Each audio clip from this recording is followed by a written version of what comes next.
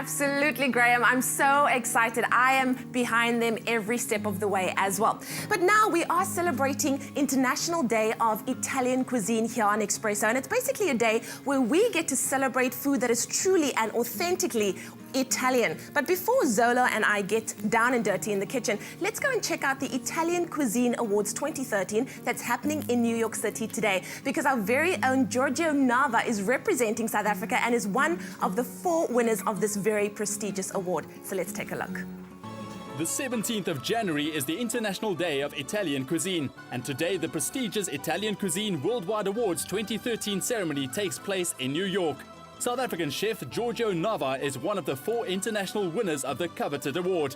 The awards honor chefs working outside of Italy who uphold and celebrate the authenticity and quality of Italian cuisine by never compromising on the fundamental techniques and ingredients. Cape Town-based chef and restaurateur Giorgio Nava is proof that staying true to one's quest for culinary excellence will result in great things, and indeed international recognition. Espresso congratulates Giorgio on this achievement. Bravo!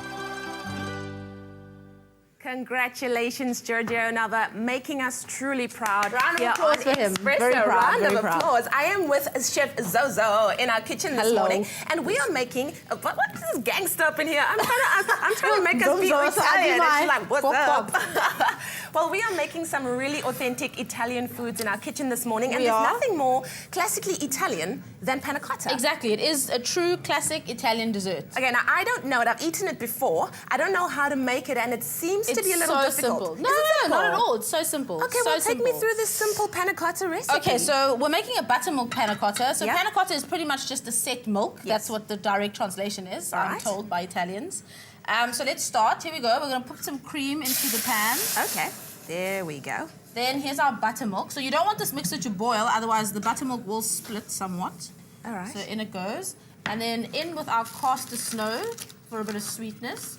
And the thing that sets this dessert is obviously the gelatine. Yes. So that's why we heat the milk slightly so that the gelatine will actually melt. What you can do as well for a safety is bloom the gelatine. So you put equal amounts of gelatine to cold water and it'll sort of sponge up. Okay. And that's what blooming And that's what blooming the gelatine means, exactly, okay? Now, I know that if you want to be a little fancy, you can add a little bit of rose water and different things to it. Whatever flavors you like. So you can add vanilla to this, you can add anything, in fact. Okay. So this is slightly warm now. We're going to do it the adventurous way. We're not blooming it, though. No, we're not going to bloom it today. Okay. We're just going to sprinkle the dry gelatine on top. Okay. And then you're going to whisk.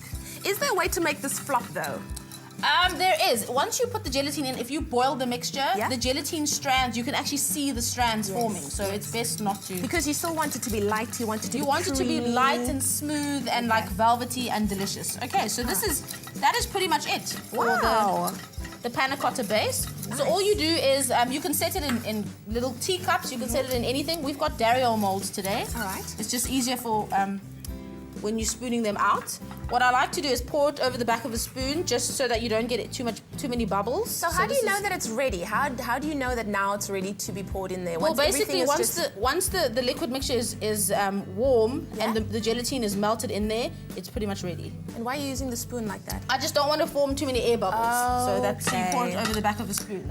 Because I just want to make sure the next time I make it, I make an amazing panna cotta. Oh no, you will. After this masterclass, you will definitely. Yay. Okay, so then you pop this into the fridge to let it set completely, and the gelatine will come out set like such. Look at that. See. Delish. Okay, so let's make our sauce. How long does one usually leave it in the fridge for?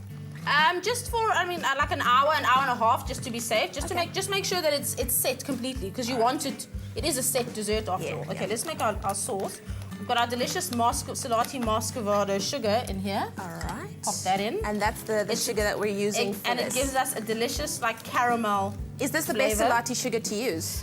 For this sauce, yes, because now we're adding, like, another dimension to the flavor of the panna cotta. Okay, so in with our sugar into a hot pan. Yeah. In with the water. We've got a vanilla pod here that's halved. We just scrape out the seeds with the back of a knife. Ooh, delish. This is so quick and easy to make. Why did I have such a misconception about panna cotta? I don't know who told you that it was difficult in the first place. Whoever did that just lied to you and, like, tried to crush your dreams. Lied to me. Okay, so that's it. So you let this bubble. The sugar will dissolve. let it bubble up a little bit. It'll become like a vanilla caramel in essence. Okay. Okay, so let's plate our panna cotta and make While it you're beautiful. busy plating, if you would like this recipe for this very easy panna cotta that I didn't know it was so easy to make, all you have to do is SMS the word Selati to 33728. Now, once you have SMS'd that word, we'll send you your Pick and Pay ingredients list so that you can go and buy your different Selati sugars and get everything that you need and all of your ingredients. Plus, you'll automatically be entered into our competition to walk away with a fantastic Selati sugar hamper. What How could be better? awesome. What could be better? I don't know. Okay, so now we're making it look summery and beautiful. Should I leave this or should I stir? Stir, you can stir a little. I feel the need to stir. If you feel the need to stir, then you should stir indeed. Stir, stir, stir like. So once that is all dissolved and delicious. Yes. Okay, this one is not so great anymore. Okay. So it sort of thickens. You leave it so that it thickens a little and the sugar dissolves, and then you pour the syrup all around the plate for decoration. Wow. It'll be a little thicker, obviously. That looks delicious. And hey presto, a delicious Italian dessert to impress all your friends and family. There we go. There it Look is. at that. And that took us, what, 4 minutes? Exactly. Hey, that's exactly. all it took. Well, thank you so much, Do you Chef want to Zola. taste it? I would love to taste it. You don't have to ask me twice. Okay, here we go. What's the verdict? Delicious. Delicious, I It know. melts in your mouth. I know. It is so creamy, it is so light, it's so fluffy. Yeah, I know. Wonderful. Well done. Yeah, that's a good one. Look It's at a good it. one. This ain't no thing. This I ain't no know. thing. Thank you so much, Zola. Pleasure. We'll be right back after the break. We've got your express news, your sport, your weather, and your traffic coming up after this. The sweetness lingers longer with Selati and Espresso.